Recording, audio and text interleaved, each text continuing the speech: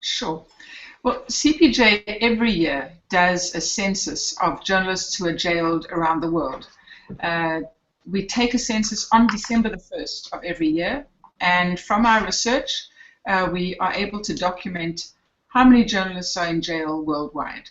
This year, there were 220 journalists jailed by governments on the 1st of December 2014. Of course, there might be other journalists who are kidnapped or held in custody by non-state organizations, private groups, possibly, the Islamic State, various factions in the Middle East that we know at least 20 journalists are being held by certain groups in Syria. But worldwide, in official jails, 220 journalists, which is not where journalists should be. All right. And can we talk about Africa specifically? Which are some of the countries that are jailing journalists here in Africa? The worst jailer of journalists in sub-Saharan Africa is Eritrea. There are some 23 journalists behind bars there. Eritrea is a very closed society. It's very difficult to engage at all with government there. They haven't even disclosed to us some of the journalists who are in jail, are they alive or dead? It's very difficult to get that information. We commissioned some additional research this year, found that there were in fact one or two more that were in jail, but we don't know their well-being. And so it's very concerning that it is such a closed society and we don't know what's happening with prisoners there. Ethiopia is the second biggest jailer of journalists in Africa. And that's very worrying because Ethiopia is the home of the African Union. It has made wonderful progress in terms of economic growth, delivering services to its citizens and so on.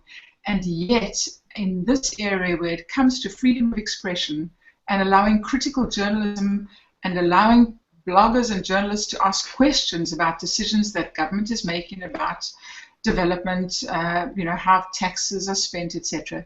17 journalists are in jail.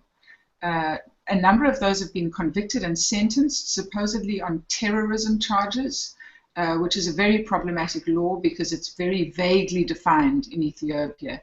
And so, as we know from South African history, anyone at one stage, anybody who said anything against the government was a terrorist. And it's worrying to see that Ethiopia has got a very vague law that says, you criticize us, we can easily call this terrorism. And so a number of journalists are convicted, serving long sentences, and then there are a number of other journalists awaiting trial. And in particular, the Zone 9 bloggers, as this group is called, are a group of 6 young bloggers who were jailed in April this year. There are 3 other journalists who were jailed along with them. And so that's a very worrying position in Ethiopia. There are 2 journalists in jail in Cameroon on defamation charges. Another journalist jailed in Democratic Republic of Congo, also on defamation charges.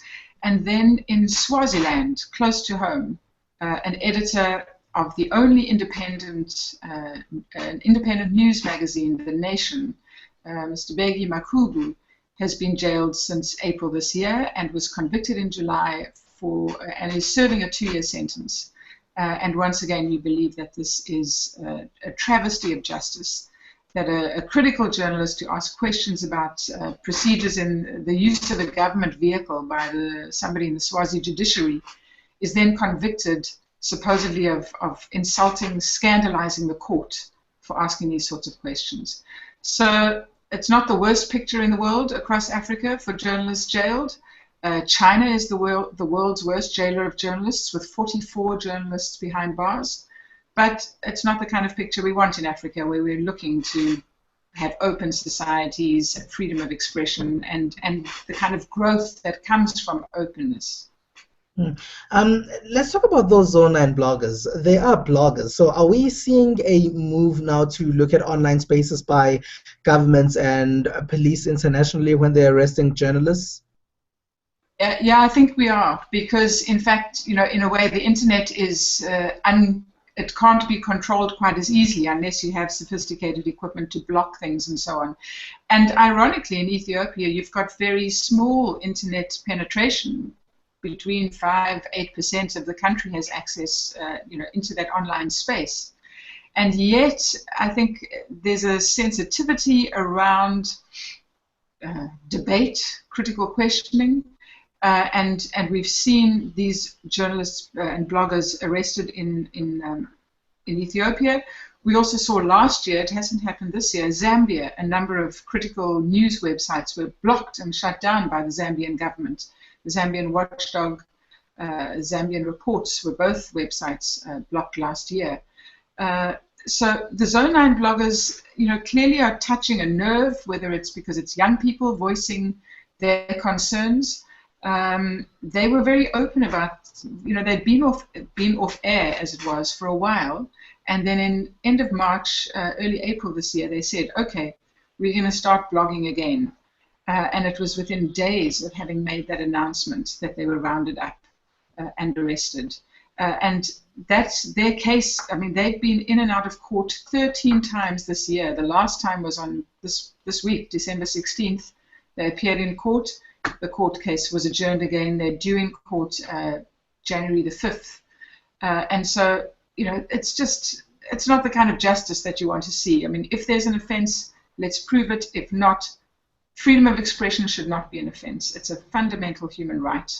It's one of the rights that distinguishes us as human beings. Ethiopia has signed on to all the international treaties around this. And so to be silencing and interrogating and keeping young writers in jail for almost a year is a very sad state of affairs, and Ethiopia is doing itself a disservice by doing so. And online versus print publications and perhaps even broadcast, what's the trend like? What are the numbers? Well, we know that this year more than half of the journalists who are jailed worldwide are online journalists working in that online space, and I think it's also indicative of the growth of online media. The trends are not so much around which medium, it's more around journalists and the kind of charges that journalists are confronted with. 60% of journalists who are jailed as of December 1 were charged with anti-state offences. So it's journalists who are critical of governments, and that's they're bearing the brunt of state, a hefty state response. And then another sort of 20%, so 1 in 5 of journalists are not charged at all, they're simply detained. And then a third of the journalists who are jailed worldwide are freelancers, which is also, I mean, they often are most vulnerable because they don't come from institutions that potentially would be inquiring about their well-being, hiring lawyers, helping to defend them. So freelancers are very vulnerable, and 67 freelancers worldwide are currently in jail. Is it looking better or worse this year?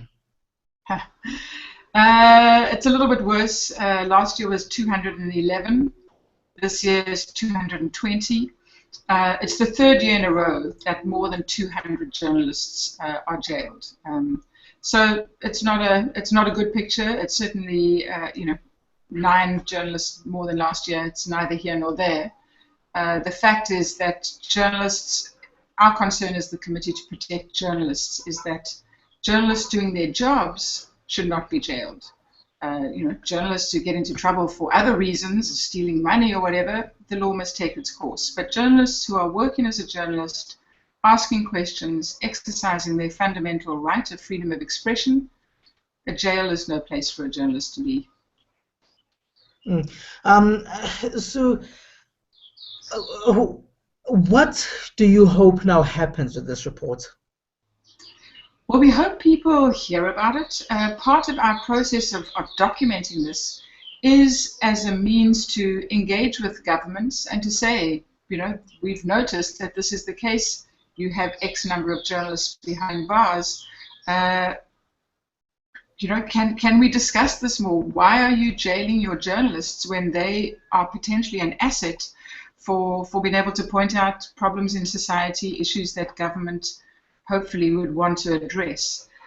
So we would like the report to be out there, but actually it's also as a means to talk when the report is released, we in fact send letters before its release to all the different governments who have jailed a journalist to say that, you know, we're respectfully releasing this report, drawing it to your attention that this is a concern. And we would like other journalists who are not in jail to be talking about this, to be asking questions. I think a lot of journalists who are jailed, particularly by highly repressive states, the sense of being removed from society and being forgotten is one of the worst things for anybody. And I think we don't want to forget that there are journalists who have been put away for doing their jobs. We want other journalists to be aware of it. We want people to talk about it. And we would like some level of pressure to say, let's review these cases. There's no reason for journalists to be behind bars. And we think that they should be free and doing their jobs out in society. So this report is a means of getting the information, making sure that it's accurate, and then using it as a means to inform more people and hopefully to bring some pressure that things should change. Well, thank you very much. You're welcome. I hope that's what you need. Yeah. Yeah, definitely is. Thank you. Anything else? I'm sorry, I have slightly long answers. Can you No, edit that's fine. or do you just run it? Yeah, that's fine. Thank you. Do you edit? Yes, it's gonna or be do you yes, it's gonna be edited. It's gonna be edited into an insert. Okay, cool. When will you? Do you know when you'll broadcast? Yes, on Sunday at 7:30 p.m. on the DSTV news channel. It's channel 404. It's the SABC news channel. Okay, yeah, no, I've done some stuff for them before and Sequin. Spumalelo, what the new thing that's coming out it'll come out Monday night, it'll be out Tuesday morning South African time, is the number of killed journalists worldwide. Okay, great. Okay. You get our releases, our press releases and stuff? Well, not me specific. I'm gonna give you a call and let's chat about that. Okay, cool. All right, sure. Well, Thank you. thanks, cheers.